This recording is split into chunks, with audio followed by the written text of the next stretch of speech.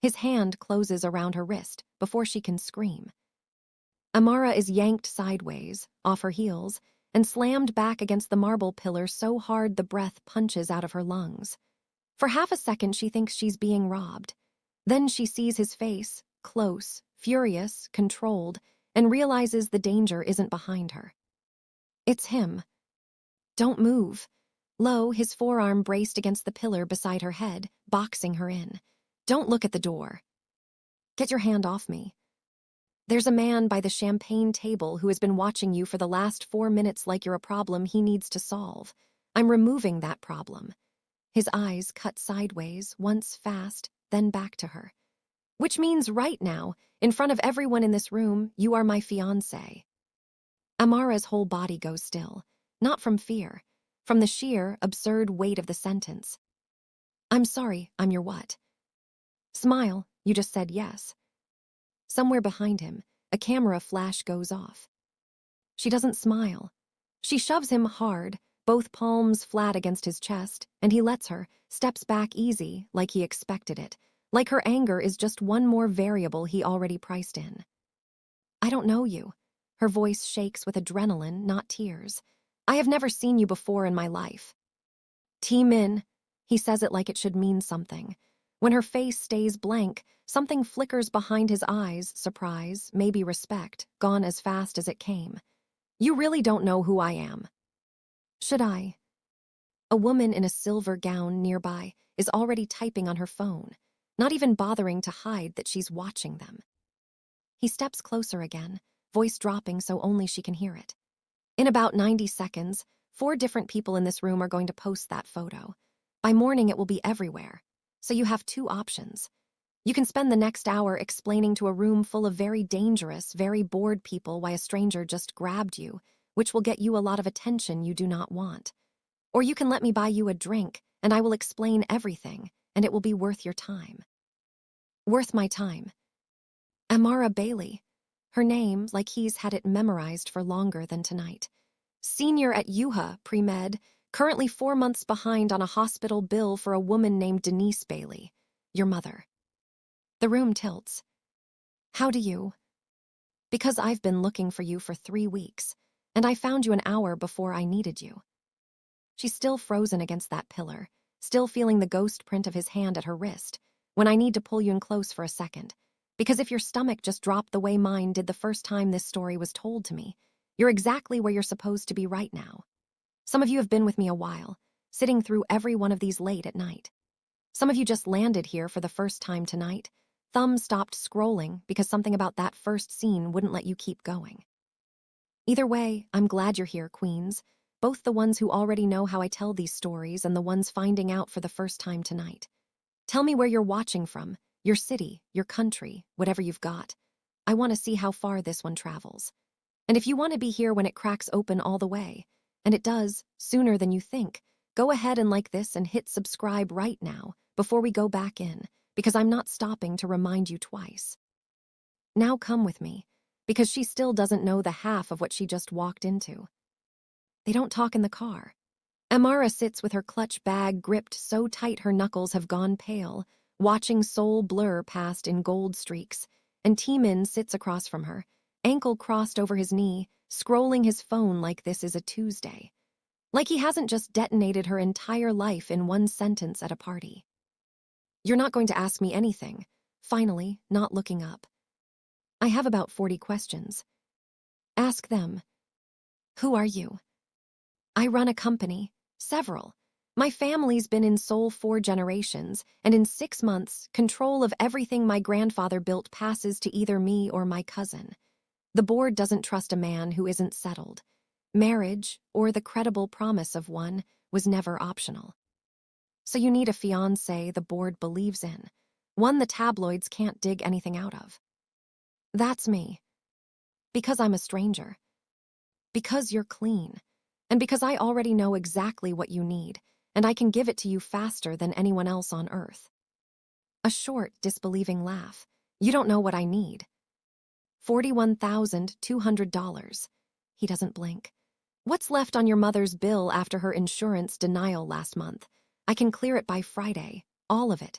In exchange, you wear a ring for 6 months, you show up when I need you to, and you never, under any circumstance, tell anyone this isn't real. Why me, out of everyone in Seoul? Why a random broke American girl? Something moves behind his face, there and gone, too fast to name. Because you argue with me instead of thanking me. No one performs contempt this well. It isn't the real answer. She doesn't know that yet, but some sharp part of her clocks the half-second delay before it came out, like he'd swallowed a different sentence first. The contract is 11 pages, and he lets her read every word of it at his kitchen island at 11:30 at night, sleeves rolled to his forearms, close enough that she can see ink disappearing under his cuff, dark lines curling past his knuckles. 6 months, reading aloud now. Full medical coverage effective immediately, monthly stipend of, she stops, rereads it. This is a joke. It's not. No man pays this much for a fake relationship. No man is protecting what I'm protecting. What happens if I say no? Then I find someone else, and your mother's surgery gets pushed another month, and we never speak again. Flat. No manipulation in it, which somehow makes it worse. I'm not going to pretend that isn't a real option. I just don't think you'll take it. Why not? You already did the math on the walk from the car to this kitchen. I watched you do it. She hates that he's right. Her pen hovers over the signature line long enough that he looks away first, giving her the privacy of the decision even though he already knows what it will be. She signs. 3 weeks in, the pattern is set galas, board dinners where men study her like a stock about to be shorted, a photographer, coincidentally outside a cafe where T-Min orders her Americano before she says a word, and gets it exactly right. He doesn't touch her unless there are cameras. When there are, his hand finds the small of her back like it's always lived there, gone the second the flash stops. She tells herself she doesn't notice the warmth of his palm through silk. She tells herself a lot of things. Then comes the dinner that changes the temperature. It's a board function, 30 people, low light, T-Min's uncle running the table like an audit. Amara laughs at something one of the lawyers says, real and unguarded, and catches herself half a second too late. You're doing the thing again, later in the car. What thing? You enjoy yourself and then punish yourself for it 30 seconds later. You think if you let yourself have a good night, you're forgetting why you're really here. She doesn't answer, because he's right, and she hates that a man she's known 3 weeks can already read her like a paragraph he's memorized. You're allowed to laugh, Amara. The contract doesn't say you can't.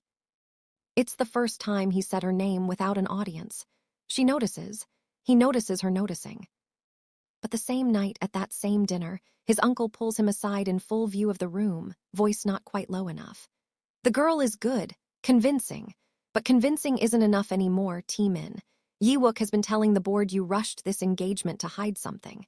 If you can't prove otherwise by the shareholder vote, it won't matter how well she plays her part. Amara hears every word. She says nothing in the car home. But something in her goes quiet and calculating, watching his jaw tighten the entire ride. And for the first time, she understands this isn't just his empire at stake. It's a countdown, and she's inside it whether she agreed to the ticking or not. 2 nights later, a rainstorm strands them both under the awning of a closed shop, his driver 20 minutes out. She's shivering in a dress that was never meant for weather, and he takes his jacket off without a word, puts it over her shoulders, hands lingering at her collarbone a half-second too long. This isn't in the contract either, barely above the rain. No, it isn't. So why?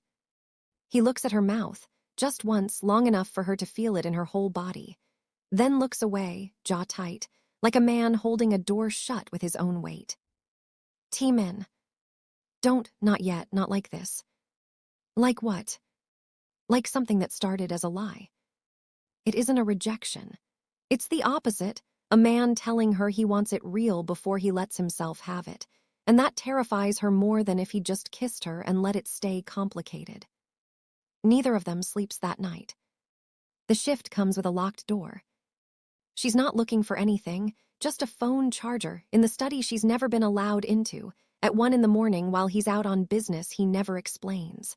The drawer sticks, then gives all at once, and a leather book slides out and lands open on the floor.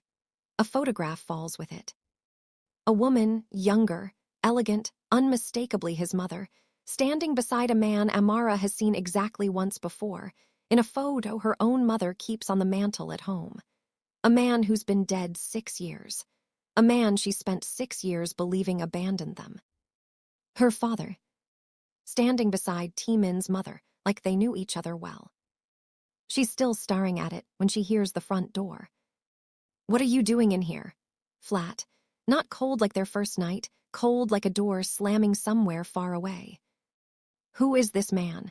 She holds the photograph up like evidence because it is. He crosses the room in 4 steps and takes it from her hand, final, like the conversation ends the moment his fingers close around the frame. "It's not your business." His name is Robert Bailey. She watches every muscle in his face go still. "He's my father. He's been dead 6 years, he left us, no calls, no goodbye, and I have spent 6 years hatting a man I thought abandoned us. So you're going to tell me why he's standing next to your mother like they were friends before I was even born?" The silence stretches long enough that she thinks he won't answer at all. "He didn't leave you," like the words cost him something physical. "He died protecting my mother during an attack meant for my father, 9 years ago, not 6. The floor tilts under her. "You've known." Slow, rebuilding the last 3 weeks in her head in real time, every kindness recoloring itself into something else. "This whole time, before that gala, before you ever called finding me a coincidence." "Amara, you didn't find me. You've been paying a debt." He doesn't deny it. That's what breaks her, not a lie, but the absence of one. "My mother has been trying to find your family for years, to make it right. Your mother wouldn't take a cent from us, didn't want it connected to what happened. So my mother waited. When I needed a fiancé the board would believe in, she gave me your name." So none of this was ever about the board. It was about the board, and it was about you, both are true. Which parts were real, T-Min? The coffee order. The night in the rain you told me you wanted it real before you let yourself have it. Was any of that a person choosing me, or was it restitution with a ring on it? I don't know when it stopped being the debt. His control cracks for the first time. I don't know the exact night, I just know it did. That's not good enough. I know. She leaves that night. Half a suitcase, a taxi at 2 a.m., a silence between them that feels less like an ending and more like a held breath. Because 6 months isn't over, and a contract doesn't dissolve just because the truth finally showed up to collect. This is the part I have to stop inside of for a second, Queens, because I need to know where you land. She just found out the man she'd started falling for has been reading her grief off a spreadsheet since before they ever met. And some of you are already forgiving him, and some of you want her gone from that penthouse for good. If you're standing with her right now, feeling that betrayal like it happened to you, go ahead and hit like. Let me see how many of you are in it with her tonight. And tell me straight, is what he feels for her real, even if it started as guilt? Or is guilt just a lie that lasted long enough to feel like love? I want your honest answer in the comments, because it splits people every time. Stay with me. It gets worse before either of them gets a real choice in any of it. Yi-wook doesn't wait for her to recover. He finds her 3 days later outside her mother's hospital room, smiling, patient, holding a manila folder like a gift. "You look tired, Ms. Bailey." "I'm not talking to you." "You don't have to talk, just look." He opens the folder on the waiting room table. A page, torn, yellowed, clearly ripped from something older, sits sealed in plastic. This came from T-Min's mother's private study. The missing page from a book you may have already seen part of. It says your father wasn't caught in crossfire that night, Ms. Bailey. He was already working for the family before the attack. There's a payment record, dated 2 years earlier. Amara stares at handwriting she can't read. At a date that rewrites 6 years of grief into something with edges she never saw coming. "What are you saying?" "That the story T-Min told you may have already been on their payroll long before that night, which means everything you think you know about your father, and everything you think you know about why you're really standing in this hospital, might be a story someone built for you. The same way they built this whole engagement." He closes the folder. I'd ask him before you decide anything else, assuming he's capable of giving you a straight answer. She doesn't call team in, but she doesn't sit quietly with it either. She takes the folder straight to his mother's house, unannounced, and this time Teemin is already there, standing by the window like he's been expecting exactly this collision for 9 years. You have his eyes, before Amara can speak. Was he working for your family before that night? Amara sets the torn page on the table between them. Yiwook says there's a payment record, 2 years before he died. His mother's face doesn't move, but her hands still. There is. So he lied to me. She turns on Teemin. You lied to me. I told you the truth I knew. I didn't know about the payment record until she just confirmed it standing here. Convenient. It isn't convenient. It's exactly why I never wanted you anywhere near my mother's study. Sharper than she's ever heard him. And it isn't at her. It's at the situation, at Yiwook, at 9 years of silence finally rupturing in the worst possible room. His mother sits, finally, hands folded. Sit down, Amara. I'd rather stand. Then stand, but you'll hear all of it, not the piece Yiwook handed you to make you leave before you got the rest. Her eyes meet Amara's. Your father came to us 2 years before he died. Not for money. A rival family had threatened your mother directly, a debt from a business he was tangled in long before I knew his name. He traded his protection for ours. So he was working for you. He was protecting his family. Ours happened to be the family with enough power to make the threat disappear. That's not the same as. I know it isn't the same as what Yiwook wants you to believe. That's exactly why he handed you half a page instead of the whole book. And the night he died was exactly what my son told you. He stepped between a bullet and me because by then he wasn't just a man we protected. He was family. Her voice softens, just slightly. I have spent 9 years trying to give that back to the only family he had left. Your mother closed every door I opened, gently, because she didn't want charity attached to his memory. So I waited for a door I could open without her ever having to say yes to it. My son needed a fiancé. I gave him your name. You used your own son to pay a debt he never chose. I gave my son the one thing I knew might actually change him. A pause. I didn't expect it to work this fast, and I didn't expect Yiwook to weaponize half a truth against a girl who's already buried one father. Amara looks between them, the torn page, the tired woman, the man whose jaw hasn't unclenched since she walked in. Yiwook has the rest of that ledger. He has copies, which means he'll use them at the shareholder vote in 2 weeks if I don't hand him a reason not to. What reason? My seat, or something close enough to buy his silence. My mother won't let me pay him in secrets that belong to your father, so I don't know yet. It's the most honest thing he's said all night, that he doesn't have a plan, that the empire he's spent his whole life protecting might actually cost him something real this time. And Amara stands there in a room that smells like sandalwood and old paper, holding a piece of her father's story in one hand and the wreckage of a fake engagement in the other, and doesn't know which one to be angrier about. She doesn't go back to the penthouse, not yet. The shareholder vote is public, which means she finds out what happens the same way half of Seoul does, from a live stream, sitting on her dorm room floor with her roommate's laptop, watching Yiwook stand up in front of the board with a folder identical to the one he showed her at the hospital. Before we vote, smooth, unhurried, I think the board deserves to know the true origins of my cousin's sudden engagement. He lifts the folder. A convenient romance, arranged to settle a decade-old debt his family has been hiding from its own shareholders. The room stirs. Teemin doesn't flinch, but Amara, watching through a screen, heart in her throat, sees exactly what she's learned to see over 3 weeks of studying his face for cameras. The half-second before he decides what to do next. My cousin is right that there's a debt. Standing, voice even. I'm not going to deny what's already true. 9 years ago, a man died protecting my mother. My family owed his family a debt we couldn't repay in money because his widow wouldn't take it. So we found another way.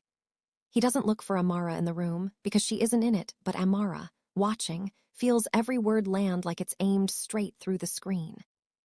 What my cousin is hopping you won't ask is why he had access to my mother's private study to obtain that page in the first place. I'd ask the board to consider what kind of man goes looking for a rival's grief to weaponize, versus a man who spent 9 years quietly trying to repay one. It isn't a defense. It's an accusation, calm and precise, and Amara watches the room's attention pivot exactly the way his does off the debt, onto the man holding the folder. Yiwook's smile finally cracks. The vote doesn't go his way. It isn't a landslide, close enough that Amara can see, even through a laptop screen, how much it cost Taemin to win it standing alone, with no fiancé beside him to make the story look finished. She shows up at the penthouse 2 days after the vote, not because the story demands it, because she can't stop replaying the sound of his voice saying a man died protecting my mother to a room full of strangers like it was the plainest fact in the world, no longer something to hide behind a contract. He opens the door before she knocks. I let you go because you needed to hear it from her, not from me. Everything after that was your call, not the contracts, not my mother's, yours. I watched the vote. I know. You didn't ask me to come back for it. I wasn't going to ask you to stand next to me for cameras again, not after everything. If you come back, I needed it to be because you wanted to, not because the board needed to see it. I need to know if any of it was real, not the parts that made sense for the board, not the parts that paid a debt. The rain, the jacket, the night you told me you wanted it to be real before you let it happen. Was that you or guilt wearing your face? I don't know how to prove that to you. He doesn't move closer this time. He stays exactly where he is, hands open at his sides. I could tell you I love you, and it would sound exactly like something a man says to close a deal. So I'm not going to say it standing here. I'm going to let you decide on your own time whether anything I did in the last month was worth trusting, and I'm not going to rush you to an answer just because I want one. It isn't the answer she expected. It's better, because it isn't trying to win her back. It's the first thing he's said since the gala that asks nothing of her at all. She doesn't answer that night. She goes home. She sits with it for 4 full days, long enough that I need to slow all the way down with you here, Queens, because this is the part of the story that doesn't get rushed. She goes to class. She sits with her mother, recovering, asking careful questions about a man she thought she understood for 6 years and didn't. She lets herself be angry at Yiwook, at his mother, at Taemin, at her father, at the whole architecture of debts built by people who never once asked her what she wanted any of it to cost. On the 5th day, she goes back, not with a suitcase, just herself. I'm not doing this because of the debt. The second he opens the door. Not because of my father, not because of the money, not because a board needs a fiancé. I need you to understand that before I say anything else. Okay. I spent 4 days trying to find the version of this where I walk away, and it's the smart thing to do. I found it. I could still do it. Her voice shakes, but she doesn't stop. I'm choosing not to, not because I forgive how it started, because I've watched what you do when nobody's paying you to do it, the rain, the jacket, standing up in front of that board without me there to make it look finished. That wasn't debt. That was just you. He crosses the room slowly this time, giving her every chance to step back, and she doesn't. I love you. Plain, no performance in it, the first fully unguarded sentence she's heard out of him since the night they met. I don't know the exact night it happened. I know it's true. It's the one thing about any of this that was never anyone's to negotiate but mine. She closes the last of the distance instead of answering, and when he kisses her, it isn't for cameras, and there's no flash waiting outside to catch it. And for the first time since a hand closed around her wrist in a ballroom that already feels like another woman's life, nobody in the room is performing anything at all. Here's where I have to sit with you one more time before I let this one go tonight, because I know some of you aren't okay after everything you just watched unfold. She got the whole truth, and it cost her 6 years of grief rearranging itself into something almost bearable, and she still took 4 full days before she let herself choose him, with every piece of the truth sitting on the table between them and no debt left to hide behind. If that landed on you the way it landed on me, stay a while longer, because the reason to keep coming back isn't the drama. It's that every one of these women gets the whole truth in the end, even when it costs her everything she thought she already understood about her own life. That's what you get every time you come back for the next one, so go ahead and subscribe if you want to be here for that. And if there's a woman in your life carrying a grief she never got to fully understand, send her this one. Not because it fixes anything, just so she knows somebody else understands what it feels like to love someone whose absence never made sense until the truth finally came looking for her. Tell me, if you were Amara, would you have taken 4 days? Or would you have needed longer before you let a debt turn into something real? I'll see you queens in the next one. Yiwook lost the vote. He hasn't lost the war.